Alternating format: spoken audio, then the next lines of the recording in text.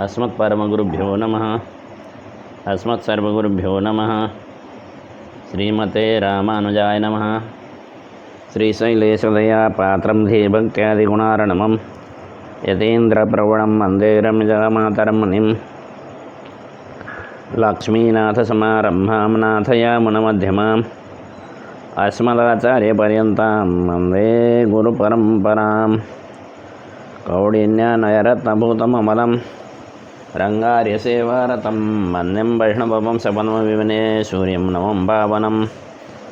विद्वत्श्रीसुखदेवपादिकलां भोजैकभोग्यं च परं वन्दे श्रीपरमं पराङ्कुशगुरुं वेदान्ततत्त्वप्रदं श्रीमत्सुकार्य पदपङ्कज लब्धदीक्षं गोपालदेशिकपदाम्बुजदत्तशिक्षं श्रीभूतपट्टण यतीन्द्रमठादिपाप्त ज्येष्ठाश्रमं शठरिपं यतिराजमीडे। अखिलहेयप्रत्यनीककल्याणैकतान श्वेतरसमस्तवस्तुविलक्षणानन्तज्ञानानन्दैकस्वरूप परब्रह्म परमात्मा उभय विभूति नायक श्रीमन्नारायण भगवान के दिव्य श्री चरणारविंद में साष्टांग दंडवत करते हुए श्रीमद् वेद मार्ग प्रतिष्ठापनाचार्यो भय वेदांत प्रवर्तकाचार्य समदमादि गुणगण समलंकृत आसेतु सीताचल पवित्रीकृत कृतिमाला विभूषित स्वाचार्य चरण जीयर स्वामी जी के श्री चरणारविंद में साष्टांग दंडवत करते हुए और भी पूर्वोक्त गुण विशिष्टा संपूर्ण आचार्य वृंदा पूर्वाचार्य वृंदा अलवार वृंदों के श्री चरणारविंद में साष्टांग दंडवत करते हुए यह किंचन भगवान के गुणानुवाद करने के लिए उद्यत हो रहा है। परात्पर निखिलेश पर ब्रह्म परमात्मा श्रीमन्नारायण भगवान की निर्हेतु की कृपा से जीव को मानव शरीर प्राप्त होता है। मानव शरीर जिस समय में प्राप्त हुआ हो उस समय में बहुत कुछ जान लेना चाहिए। इनमें से तत्वहित पुरुषार्थ अवश्य जानना आवश्यक है। तत्वहित पुरुषार्थ बताने के लिए साक्षात भगवान वरदराज के अवतार स्वरूप श्री लोकाचार्य स्वामी जी ने तत्वत्रय के माध्यम से बताया है। और कल के प्रसंग में अचित प्रकरण को आगे बताते हुए बताया गया था भगवान ने पूरा पंच महाभूतों को रचना करके उसके भीतर में ब्रह्मा जी का सृष्टि किया है। ब्रह्मा जी को उत्पन्न किया। अंड और अंड के कारण भगवान स्वयं सृष्टि कर लेते हैं। अंड के भीतर में रहने वालों को किसी न किसी जीवात्मा के अंतर्यामी होते हुए सृष्टि करते हैं, ऐसा विषय बताया है। तो भगवान के द्वारा सृष्टि किए गए ब्रह्मांड कितना है, कितने हैं? तो कहते हैं अंडानी च अनेकानी, ब्रह्मांड अनेक है, एक दो नहीं अनेक ब्रह्मांड है। चतुर्दश लोक युक्तानी, संपूर्ण में 14 लोक है। 10 आवरण से बाहर से घिरे हुए हैं। 7 आवरण है। भगवान के क्रीड़ा के लिए कंदुक स्थानीय है। और जल के ऊपर में जब जल का ही वर्षा होता है ना, जल के ऊपर में जब जल बरसती है तो उस समय में जल में छोटे छोटे बड़े छोटे से बुलबुले निकलते हैं। जैसे जल में जल वर्षा होने से बुलबुले निकलते हैं, उसी तरह से एक ही समय में भगवान ने सृष्टि किया है। बुलबुले एक ही समय में अरबों अरबों एक ही साथ में निकलते हैं वर्षा के समय में। ऐसे भगवान ने सृष्टि किया है। तो यहाँ पर अनेक बताया है। प्रमाण में बहुत बताया है। अनेक बताने के लिए शास्त्र कहता है अंडा नाम तो सहस्राणाम सहस्राणी। 1000 को 1000 से गुणा कर लीजिए, उसको 10,000 से गुणा कर लीजिए, उसको फिर करोड़ों से गुणा कीजिए, उसको फिर करोड़ों से गुणा कीजिए, उसको 100 से गुणा कीजिए। जैसे संख्यातीत हो जाता है। हमारी संख्या जो है परार्ध तक ही है, यानी 1 के अंक में हो या 2 के अंक में हो, 18 शून्य जब तक देते हैं तब तक हम लोग हिसाब कर सकते हैं। जब 18 शून्य के आगे शून्य बढ़ना शुरू हो जाता है ना, तो हम लोग हिसाब नहीं कर पाते।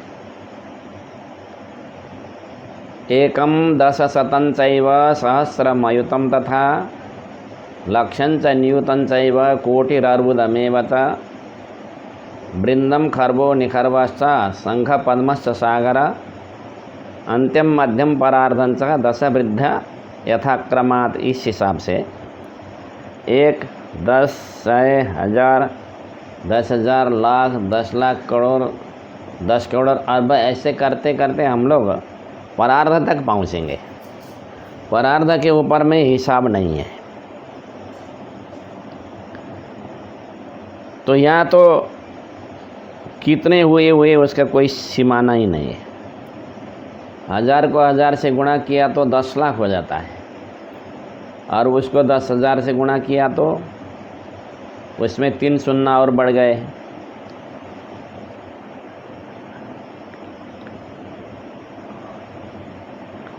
फिर उसको करोड़ से गुणा किया तो 7 शून्य बढ़ गए। फिर उसको करोड़ से किया तो फिर और 7 शून्य बढ़ गए। और फिर उसको फिर 100 से गुणा किया तो फिर 2 शून्य और बढ़ गए। तो इस तरह से हमारे 18 शून्य से भी ज़्यादा हो जाता है हिसाब, इसलिए इसको हम लोग गिन नहीं पाते। शास्त्र इसीलिए जो गिन नहीं पाते हैं तो उसको अनंत कहा करके छोड़ देता है। इस तरह से अनंत ब्रह्मांड है, ऐसा समझ लेना चाहिए।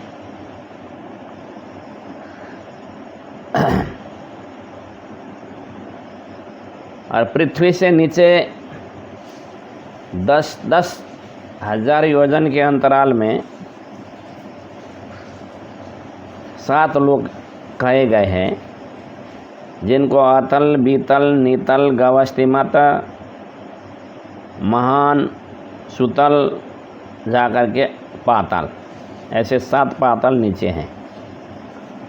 इनमें से अतल में सफ़ेद वर्ण की मिट्टी है, बीतल में कृष्ण वर्ण की मिट्टी है, नीतल में लाल वर्ण की मिट्टी है, गवस्ती में पीत वर्ण की मिट्टी है, और महाताल में सरकरा है। सरकरा माने केवल बालू है। और सुतल में शैल है, माने पत्थर टूटा हुआ जो कण होता है ना, उस तरह का है। और पाताल में सुवर्ण का कण है। ऐसे 7 नीचे के बताए गए हैं। फिर यहाँ से ऊपर भी 7 मंजिल है, जिसमें हम लोग रहते हैं। उसको भूर लोग बोलते हैं, इसको भूर लोग बोलते हैं। उसके ऊपर में सूर्य के नीचे जो है उसको भूवर लोग कहते हैं। सूर्य से ऊपर ध्रुव के नीचे का जो स्थान है उसको स्वर्ग लोग बोलते हैं। ध्रुव लोक से 1 करोड़ ऊपर महरलोक आता है, 1 करोड़ योजन के ऊपर में। उसके ऊपर में 2 करोड़ योजन के ऊपर में जनलोक आता है। उसके 4 करोड़ योजन के ऊपर में महरलोक आता है। उसके 8 करोड़ योजन के ऊपर में सत्यलोक आता है। इस तरह से 14 मंजिल समझ लीजिए। इसको 14 भुवन बोलते हैं। 14 भुवन से युक्त हुए ब्रह्मांड है। अनंत कोटि ब्रह्मांड भगवान एक ही समय में सृष्टि करते हैं।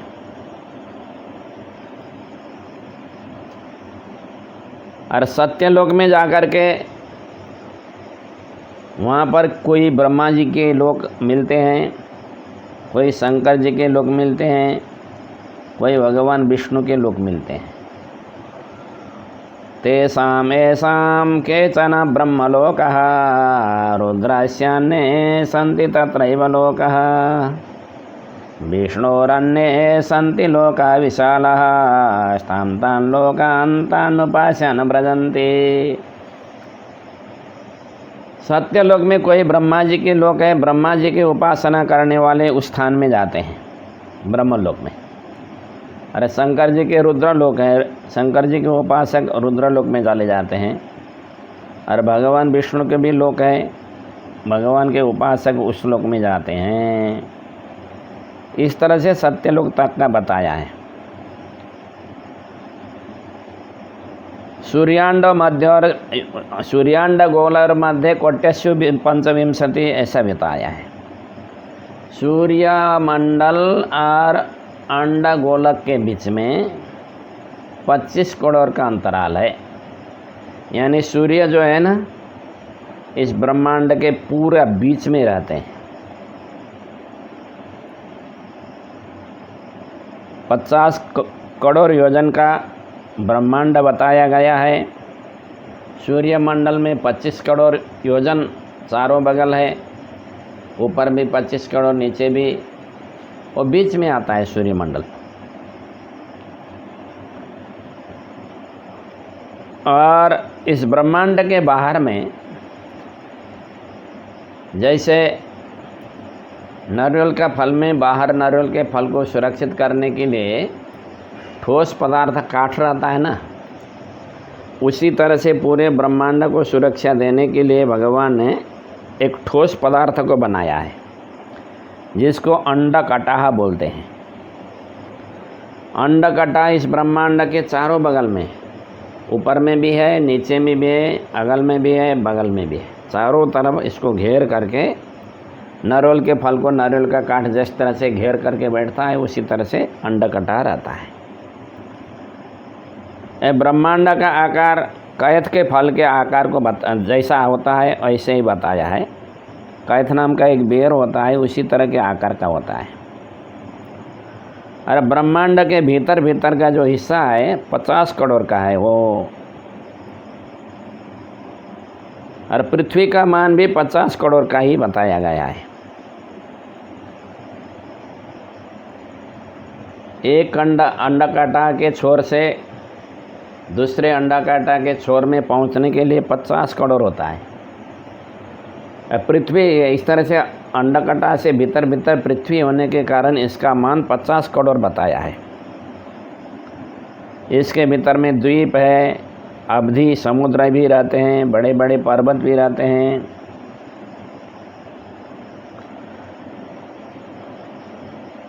अंडकटाह के बाहर जल का आवरण आता है, वो पृथ्वी के आवरण से 10 गुना जाता है। उसके बाहर तेज का आवरण आता है, और जल से 10 गुना बढ़ता है, ज़्यादा है। उसके बाद में वायु का आवरण आता है, वो 10 गुना ज़्यादा है।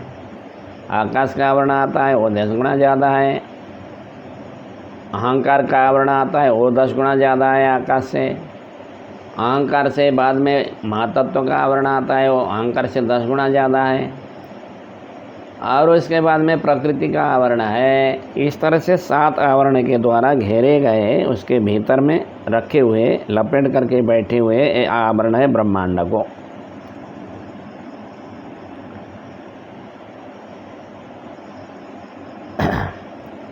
इस तरह के ब्रह्मांड को भगवान एक साथ में सृष्टि करते हैं। एक ब्रह्मांड में अनंत कोटि जीवात्मा रहते हैं, वो बद्धात्मा के समूह हैं, समष्टि बद्धात्मा अनंत कोटि रहते हैं। इस तरह से भगवान ने ब्रह्मांड की रचना की। अब ब्रह्मांड के भीतर में जो पंच महाभूत है, अब उनके कार्य को अलग अलग बताना शुरू करते हैं। भूतेषु आकाशो अवकाश हेतु हो। पंच महाभूत में जो आकाश है ना, आकाश का मतलब खाली स्थान जिसमें कुछ नहीं दिखाई पड़ता, वो अवकाश का कारण होता है। वायु वहन का कारण बनता है। तेज बाहर का अन्न, भीतर का अन्न पकाने का काम करता है। आदि शब्द से दूसरा भी है, लेकिन मुख्य जो है उसी को लेकर के बताते हैं। जल का काम सेचन करना और किसी को जल डाल करके गोला बनाने के लिए काम देता है। और पृथ्वी मनुष्य आदि प्राणी को धारण करने के लिए काम में आती है। इस तरह से अलग अलग भूत के अलग अलग कार्य को भी बताते हैं।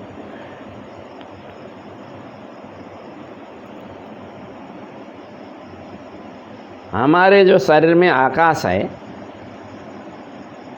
हमारे शरीर में बैठा हुआ आकाश का भी यहाँ थोड़ा सा जिक्र कर रहे हैं, उसको भी बता रहे हैं। यह देह में आकाश का काम क्या है? देह को हल्का फुल्का बनाना आकाश का काम है। और देह के भीतर में जो खाली स्थान है, वो खाली स्थान रखना उसका काम है। शब्द निकालना, श्रोत्रेंद्रिय को उत्पत्ति करना, यानी श्रोत्रेंद्रिय को बढ़ाना। उत्पत्ति तो तेजस वैकारिक नाम के अहंकार से होता है, लेकिन आकाश जो है श्रोत्रेंद्रिय को वृद्धि करने में सहयोग करता है, बल प्रदान करने का काम देता है और सूक्ष्मपना को प्रदान करता है। आकाश के इतना गुण है: लाघव होना, सूक्ष्म होना, शब्द होना, श्रोत्र होना, बल प्रदान करना और सुशिरत्व प्रदान करना। ये 6 काम आकाश के हमारे शरीर में दिखाई पड़ते हैं।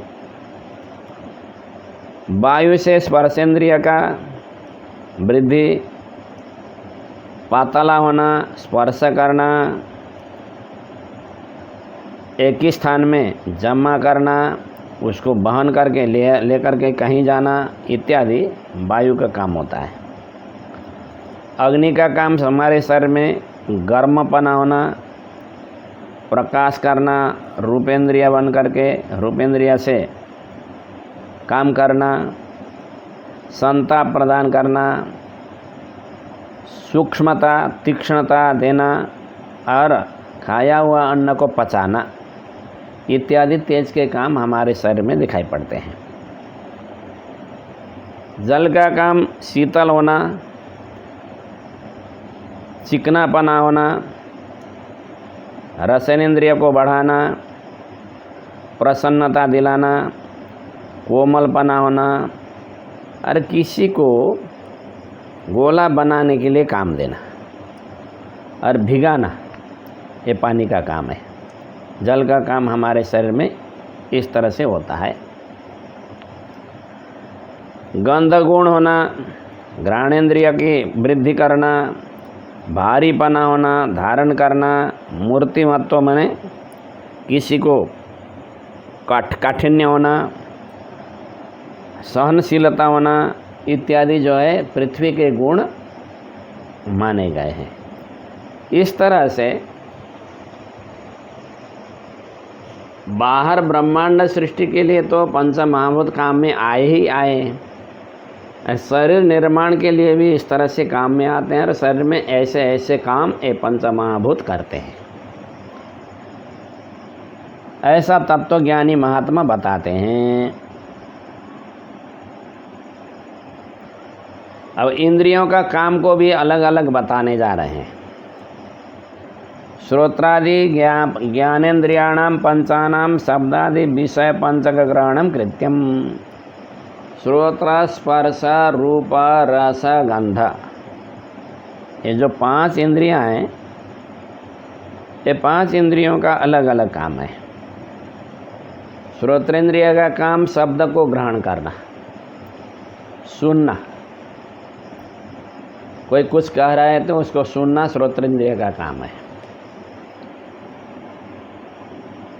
स्पर्शेंद्रिय का काम स्पर्श करना, किसी को छूना, ये गर्म है, ठंडा है, कोमल है, काठिन्य है, इस विषय को जानना, क्योंकि पदार्थ में बने हुए कोमलपना को और काठिन्यपना को, गर्मपना को और ठंडीपना को हम लोग दूसरे इंद्रिय से नहीं जान पाते। आँख से देख करके ठंडा है कि गर्म है ऐसा मालूम नहीं पड़ता। एक कोमला है या काठिन्य है वो भी आँख से देख करके मालूम नहीं पड़ता, वो स्पर्श करने से ही मालूम पड़ता है। स्पर्श इंद्रिय का काम स्पर्श करना है।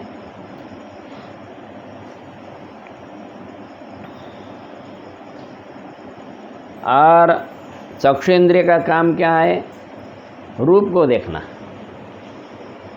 विभिन्न किस्म के रूप को। रूप का अर्थ शरीर भी होता है, कोई भी पदार्थ हो बिना शरीर का होता नहीं है। पदार्थ का आकार प्रकार तो होता ही है ना, और कोई भी पदार्थ 6 अंश वाले होते हैं। ऐसे 6 अंश वाले पदार्थों को देखना। पूर्व पश्चिम उत्तर दक्षिण 4 हो गए, ऊपर नीचे, ये 6 अंश होते हैं किसी भी पदार्थ में। तो चक्षु इंद्रिय का काम क्या है? 6 अंश वाले पदार्थों को देखना, उसका मुख्य काम है। रसन इंद्रिय का काम क्या है? रसना का तो रस लेना। रूप कोई 7 तरह के होते हैं ऐसा बताते हैं, कोई 4 तरह की मानते हैं। वेदांत में 4 तरह के रूप को ही माना है, सफ़ेद, लाल, हरा, पीला, इतना ही माना है।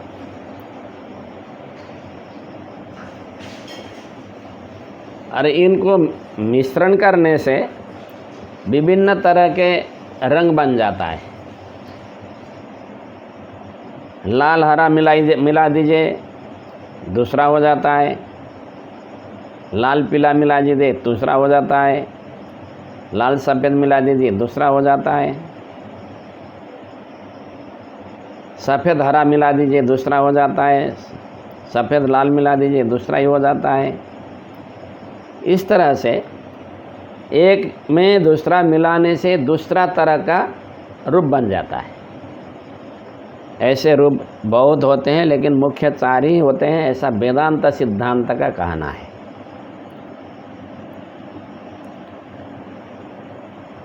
रसना का काम है रस लेना। रस 6 तरह के होता है, नमकीला, मीठा, कड़वा, तिक्ता और झाल, ऐसे कुल मिला करके 6 तरह का रूप होता है। मीठा जो रस होता है ना, वो गन्ने आदि में मिलता है। और कसाय रस आंवला में, हर्रे बर्रे आंवला में मिलता है कसाय रस। झाल जो है मिर्ची में मिलता है। नमकीला तो नमक से मिलता है। और तिक्ता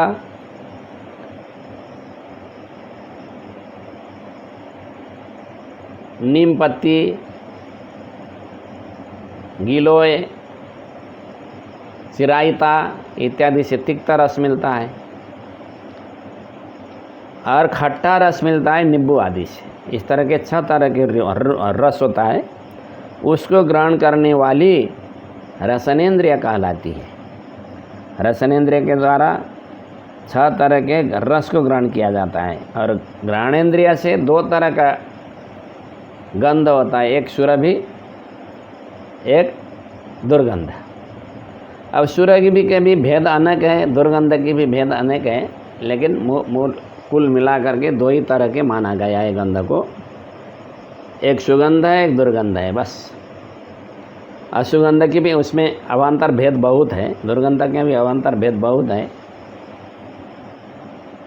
ऐसे 5 ज्ञानेंद्रियों का कार्य क्या होता है? 5 तरह के रूप को ग्रहण करना, रस को 5 तरह के ज्ञानेंद्रियों को 5 तरह के विषय को ग्रहण करना होता है।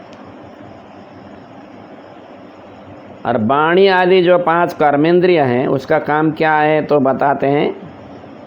पायुपस्थो करो उपादो वाक्समैत्रेय पंचमी विसर्ग शिल्प गत्युक्ति कर्म ते सांच कथ्यते। वाणी इंद्रिय का काम है बोलना। पाणी कहते हैं हाथ, हाथ का काम क्या होता है करना। पाद कहते हैं पाऊ को, चरण को, उसका काम होता है चलना। पायु मल त्याग करने के लिए काम में आता है और उपस्थ जल त्याग करने के लिए काम में आता है। इस तरह से 5 कर्मेंद्रिय के 5 काम बताया गया है। और मन जो है, ज्ञानेंद्रिय अपने 5 काम करते हैं तो उस समय में मन सहयोगी हो जाता है। कर्मेंद्रिय अपने 5 कर्म करते हैं तो मन उस समय में सहयोगी हो जाता है। इस तरह से इंद्रियों के अलग अलग काम को बताया गया है। अब आकाश आदि भूतों के गुण को भी बताते हैं। आकाश का शब्द गुण है। आकाश में रहा हुआ शब्द गुण वायु में स्वतः चला जाता है। नियम क्या है? कारण का गुण कार्य में आता है, कार्य के गुण कारण में नहीं जाता, ऐसा नियम है। आकाश का कारण वायु है, वायु का कारण आकाश है, इसलिए आकाश का गुण शब्द गुण जो है वायु में आ जाता है। तेज का कारण वायु माना जाता है, इसलिए वायु में 2 गुण है ना, शब्द स्पर्श, वो तेज में आ जाते हैं। इसलिए तेज में 3 गुण होते हैं, शब्द स्पर्श रूपा। जल का कारण तेज माना गया है, इसलिए तेज में जो 3 गुण है वो जल में भी आ जाते हैं। और जल का अपना गुण तो ही है रस गुण। कुल मिलाकर के जल में 4 गुण हो जाते हैं, शब्द स्पर्श रूप रस गंध, रूप रस यहाँ तक। और पृथ्वी जल से उत्पत्ति हुए ऐसा माना गया है, शास्त्र का कहना भी यही है। इसलिए जल में जो 4 गुण है वो पृथ्वी में आ जाते हैं, तो 5 गुण पृथ्वी में मिलते हैं। पृथ्वी में शब्द गुण भी है, स्पर्श गुण भी है, रूप भी है, रस भी है और गंध भी है। अब गुण विनिमय भी हो जाता है। गुण विनिमय कैसे होता है तो बताते हैं। गुण विनिमयम विनिमय पंचीकरणेन। गुण विनिमय कहते हैं पंचीकरण से। पंचीकरण के विषय में तो मैंने आप लोग को बता दिया है, उसको आप लोग को बारंबार मनन करना है। उसको बारंबार मनन करते रहेंगे तो आप समझ पाएंगे, नहीं तो नहीं समझेंगे। इसलिए उसको बारंबार मनन करते रहिएगा। जिस तरह से द्रव्य का संयोग होता है, गुण का संयोग नहीं होता। ये नियम है, कहीं भी संयोग होता है तो द्रव्य का ही संयोग होता है, गुण का संयोग नहीं होता। परंतु द्रव्य के साथ में मिले हुए गुण, द्रव्य जब घुल मिल जाते हैं ना, तो गुण भी उसमें घुल मिल जाते हैं। उसमें गुण मिले हुए नहीं होते, द्रव्य मिले हुए होते हैं। द्रव्य के साथ में रहे होने के कारण गुण घुल मिल हो जाते हैं। जैसे मान लीजिए एक फैक्ट्री में सफ़ेद सूत, लाल सूत और काला सूत मिला करके एक वस्त्र को निर्माण किया गया। उसमें कहीं कहीं पीला भी डाल दिया, कोई बात नहीं है। तो वो वस्त्र तो लाल, सफ़ेद, काला, पीला सब तरह का दिखाई पड़ता है ना। सब रंग एक ही स्थान में मिला हुआ जैसा लगता है, लेकिन मिला हुआ रंग नहीं है, गुण मिला हुआ नहीं है। रंग का ना गुण का ना एक ही बात है। जो सफ़ेद रंग मिला हुआ नहीं है। सफ़ेद रंग कहाँ है? जो सफ़ेद सूत है उसी में ही है केवल। काला रंग जो है केवल काला सूत में ही है, मिला सब में नहीं है।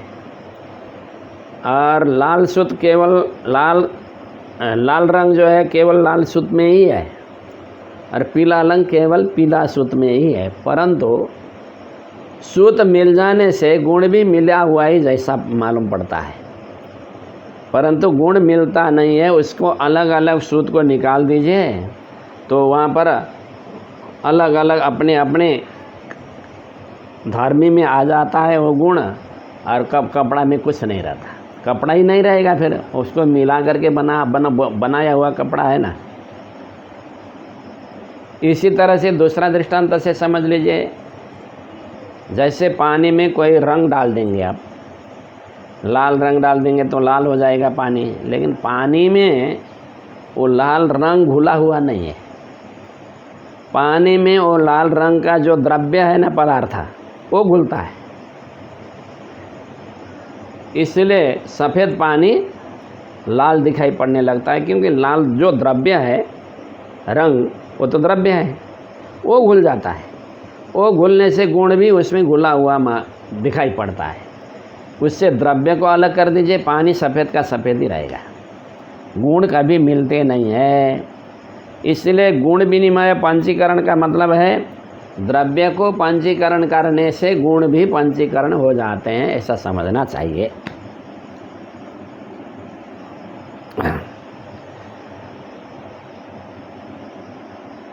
भगवान ने पहले ही जगत को सृष्टि करते समय पंचीकरण करके ही ब्रह्मांड की रचना की है।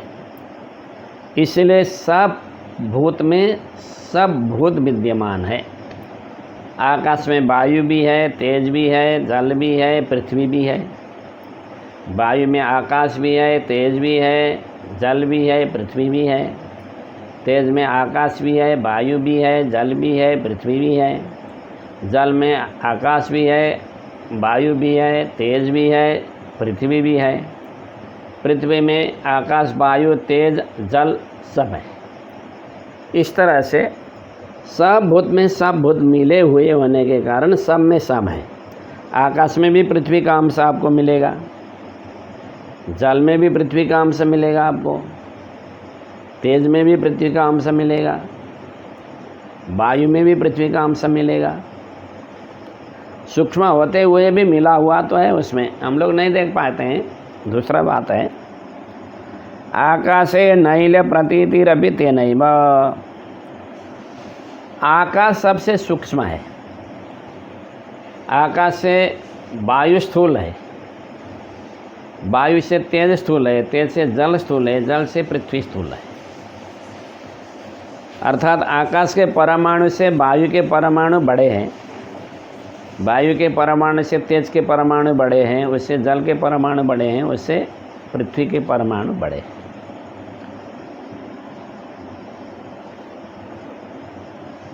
अति सूक्ष्म होने के कारण आँख से सही ढंग से दिखाई नहीं देने वाले जो आकाश है, उस आकाश में भी जब खुला हो, बादल नहीं हो, आकाश में मेघमाला नहीं हो, तो आकाश को ऊपर देखेंगे तो नीला दिखाई पड़ता है ना। आकाश में जो नीलापन दिखाई पड़ता है वो पृथ्वी का अंश दिखाई पड़ता है। पंचीकरण से आकाश में पृथ्वी मिली हुई है, इसलिए जो नीलापन दिखाई पड़ रहा है वो पृथ्वी का अंश दिखाई पड़ रहा है, ऐसा समझ लेना चाहिए।